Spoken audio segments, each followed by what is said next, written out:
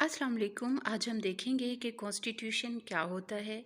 Welcome to my channel simple conceptual learning by Amreen Aamir. अगर आपने मेरा चैनल सब्सक्राइब नहीं किया तो सब्सक्राइब कीजिए। पहले समझते हैं कि किसी भी स्टेट का कॉन्सेप्ट क्या है। तो स्टेट के कुछ इंग्रेडिएंट्स होते हैं। स्टेट का सबसे पहला इंग्रेडिएंट होता है territory. That means a piece of land जो है वो चाहिए होता है, और उस पीस ऑफ लैंड के ऊपर कुछ पॉपुलेशन। अब क्योंकि पॉपुलेशन यानी एक से ज़्यादा इंडिविजुअल्स एक टेरिटरी पर रह रहे हैं, तो वहाँ पर उन्हें एक लॉ एंड ऑर्डर सिचुएशन जो है वो चाहिए होती है। तो जिन लोगों ने पॉलिटिकल साइंस पढ़ी है उनको आइडिया होगा कि एक कॉन्सेप्ट होता है सोशल कॉन्ट्रैक्ट का। अब सोशल कॉन्ट्रैक्ट क्या है? सोशल कॉन्ट्रैक्ट बेसिकली ये है कि आप एक ग्रुप ऑफ पर्सन्स को गवर्नमेंट का स्टेटस दे देते हैं, और उस ग्रुप ऑफ पर्सन्स को आप टैक्सेस पे करते हैं, और उनको आप वोटिंग के ज़रिए सेलेक्ट करते हैं, या कोई भी मैकेनिज़्म ड्रॉ कर लिया जाता है जिसके ज़रिए उसको जो है वो सेलेक्ट किया जाता है गवर्नमेंट को। और उस गवर्नमेंट की फिर ये ड्यूटी होती है कि वो आपको जो है वो पीसफुल इन्वायरमेंट प्रोवाइड करेगी कि आप अपनी लाइफ जो है वो अच्छे तरीके से वहाँ पर गुजार सकें। किसी भी इंडिविजुअल की जो रिक्वायरमेंट्स हैं किसी भी स्टेट के अंदर वो क्या होती हैं? बेसिक रिक्वायरमेंट फूड होती है, शेल्टर होती है, प्रोटेक्शन चाहिए होती है।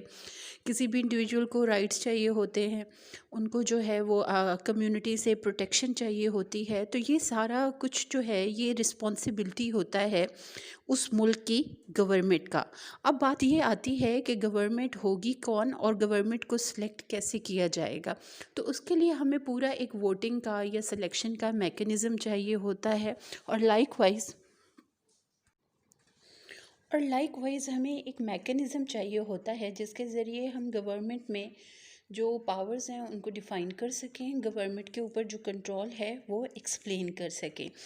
तो इन तमाम चीज़ों को डॉक्यूमेंट करने के लिए मतलब आपकी जो स्टेट ऑर्गेनाइजेशन है वो कैसे होगी, आपके स्टेट के कौन कौन से ऑर्गन्स होंगे, स्टेट ऑर्गन्स कौन कौन से होंगे, और उन स्टेट ऑर्गन्स की पावर्स क्या क्या होंगी, और उन पावर्स को कंट्रोल करने के लिए क्या क्या लिमिटेशंस हैं उन ऑर्गन्स के ऊपर।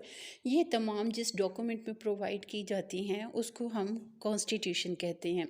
सो कॉन्स्टिट्यूशन का लिटरल मीनिंग अगर हम देखें तो टू कॉन्स्टिट्यूट है। किस चीज़ को कॉन्स्टिट्यूशन कॉन्स्टिट्यूट कर रहा है? किसी भी स्टेट को कॉन्स्टिट्यूट कर रहा है।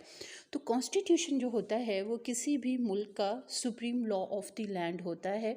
इसका मतलब ये है कि उस कंट्री के बाकी जितने भी लॉज हैं वो ऑर्डिनरी लॉज कहलाएंगे, जबकि जो कॉन्स्टिट्यूशन है वो सुप्रीम लॉ कहलाएगा। सेकेंडली, जितने भी ऑर्डिनरी लॉज होंगे वो सबऑर्डिनेट होंगे to the constitution of that country. अब कॉन्स्टिट्यूशन का जो अमेंडमेंट प्रोसीजर है वो थोड़ा डिफ़िकल्ट होता है as compare to ordinary laws. और उसका रीज़न ये होता है कि कोई भी डेमोक्रेटिक गवर्नमेंट जब आती है तो वो उस कॉन्स्टिट्यूशन को अपनी ख्वाहिशात और अपनी स्वीट विल के मुताबिक जो है वो चेंज ना कर दे।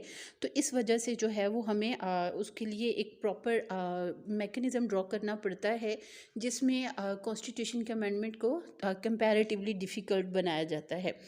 अब कोई भी मार्शल लॉ जब लगता है किसी भी कंट्री के अंदर या डिक्टेटर आता है तो वो सबसे पहले आप आकर क्या करता है, एब्रोगेट करता है उस मुल्क के कॉन्स्टिट्यूशन को। बिकॉज़ जब कॉन्स्टिट्यूशन एब्रोगेट हो जाता है तो उसके बाद वो वहाँ पर जो है वो अपनी मनमानियाँ कर सकता है। तो अब अगर हम इस सारे कॉन्सेप्ट को समराइज़ करें तो कॉन्स्टिट्यूशन एक ऐसा डॉक्यूमेंट है जो स्टेट को कॉन्स्टिट्यूट करता है, स्टेट ऑर्गन्स को डिफ़ाइन करता है, स्टेट ऑर्गन्स के दरमियान पावर्स को जो है वो डिवाइड करता है, फिर उसके अलावा जो है वो उनको कंट्रोल और चेक्स प्रोवाइड करता है, और बैलेंस ऑफ पावर्स का एक कॉन्सेप्ट देता है।